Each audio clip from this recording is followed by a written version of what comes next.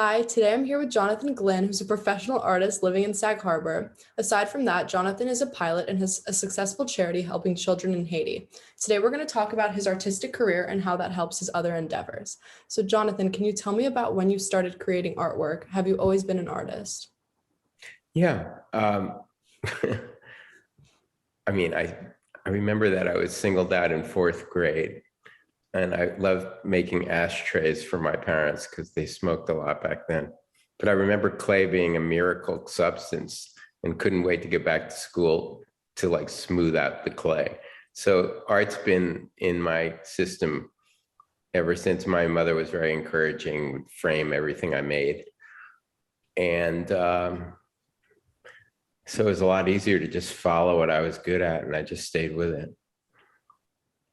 Okay, thank you. So, what is your I've been artistic? doing it for a long time. What? So I've been doing it for a while. My second question is, what is your artistic process like? Do you usually like plan out a piece, or do you just begin and then just see where it takes you? So lately, since COVID, I mean, my style's changed, I think, as you know.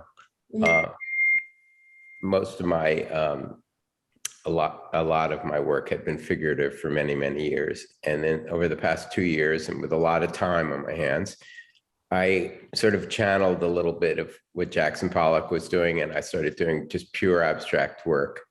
And so I don't really plan out a painting at all.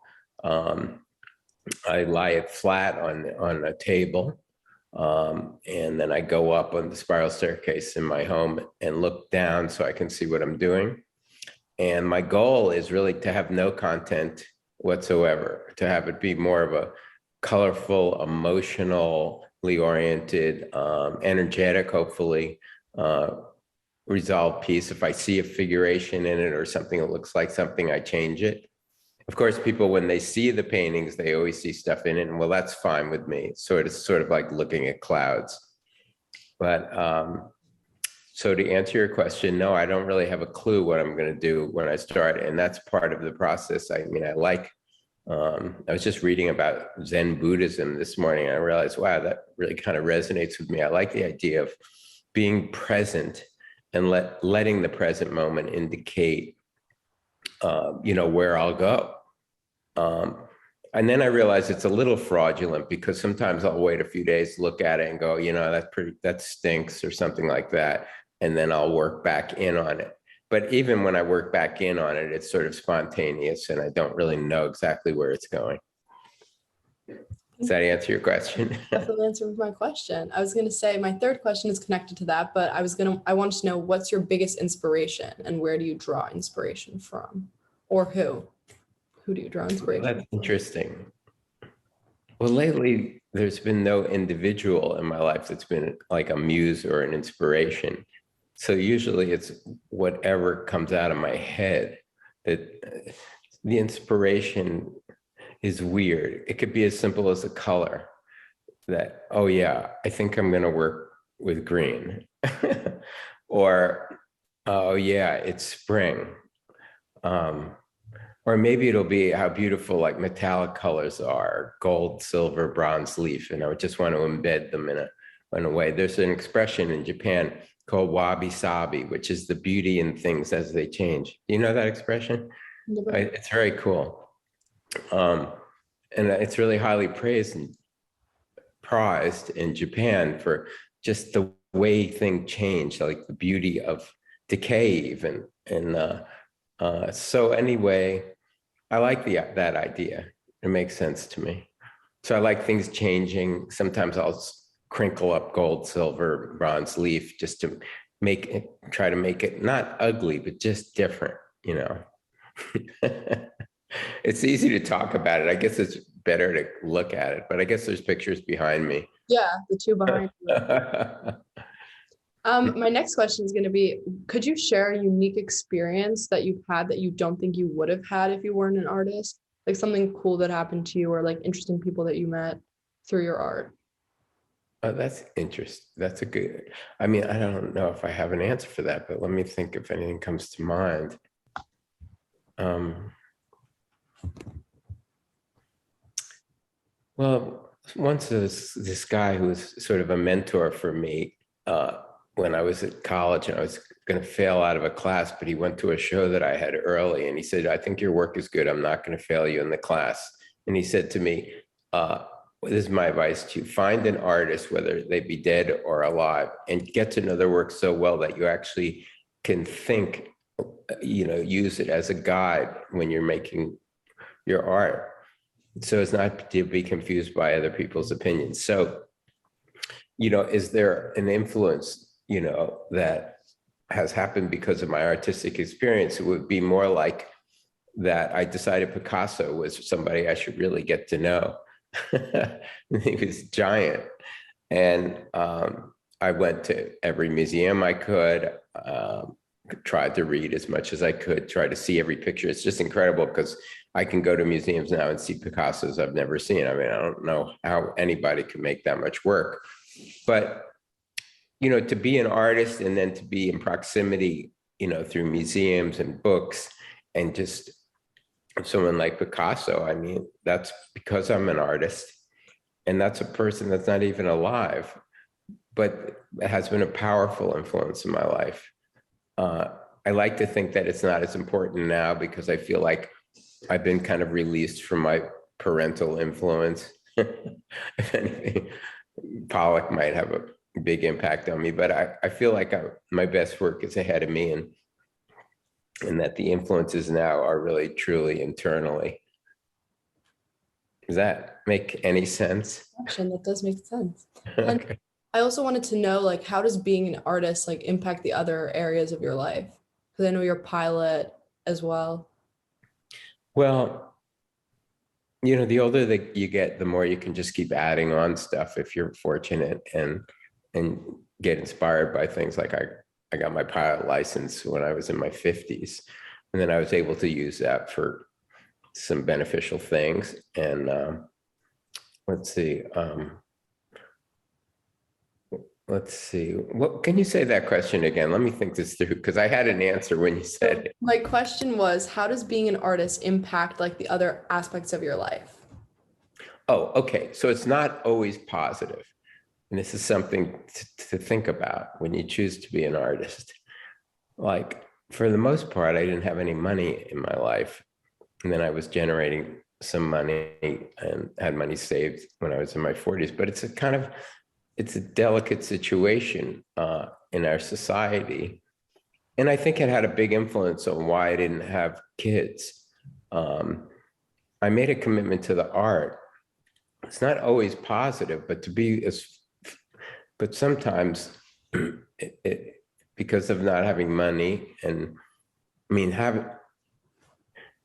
committed to being an artist, having a family, I didn't know exactly how the rent was going to be paid that month.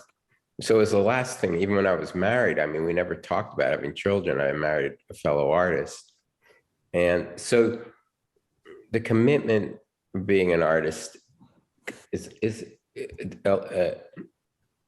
an incredible experience in retrospect. And it takes a commitment that maybe doesn't afford you everything that you could ever dream of, but that's just the way it goes.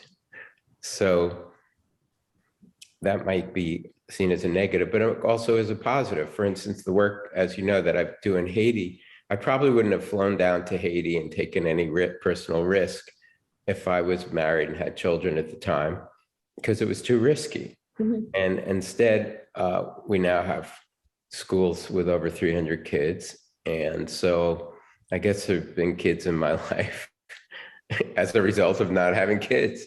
So I was actually gonna, speaking of Haiti, I wanted to know a little more about how you came up with the idea and the work you've done over the past years with the kids. With Wings Over Haiti? Wings Over Haiti, yeah. Yeah. Well, it wasn't really my idea. I basically flew down. I was flying down to Florida when the earthquake hit in 2010, and at least 250,000 people died in 10 minutes down there. And they weren't allowing large jets with relief efforts from different countries into Port-au-Prince because they didn't have the infrastructure to have these giant planes with supplies land. So I was flying a Cessna single engine plane, 4-seater. And I decided that, I wanted to help out and do something with my plane. And I was flying down to Florida recreationally, and I made a decision because each stop after every 3 hours, I'd refuel, and then I'd see these horror show about Haiti, which I had a real compassion for because I'd been there many times too. So I decided I was going to fly all the way to Haiti and see if I can transport medical supplies, work with doctors, and see how I could help. And I was able to do that. So that's what happened, and that's how it started. So I made a decision. I got permission to get back into the country because they were discouraging any pilots to go to Haiti.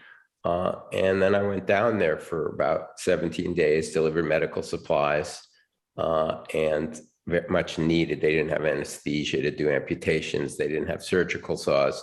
So I basically was supplying the rural areas with medications and stuff.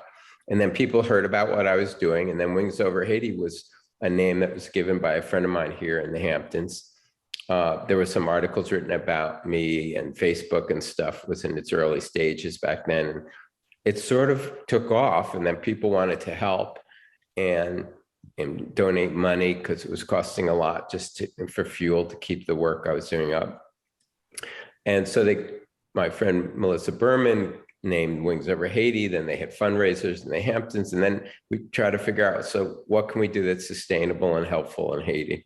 And that would be to give kids that can hardly eat and get no education, give them some food, medical attention, and an education. So that's where Wings Over Haiti was born 10 or 12 years ago. And that's what we work on now. We try to build schools and then give them back to the Haitians so they can run them with the board of directors that is in our country. And we're working on our second school right now. So there's a full summary. Thank you. Well, that's all the questions I have for today, but I wanted to know if you have anything else you'd want to add for people to know about yourself and your career and the work you've done. Well, I'd rather not draw attention to myself. I think Wings Over Haiti is a good organization. It's always nice when people want to donate to it, so they can see it on wingsoverhaiti.net. And,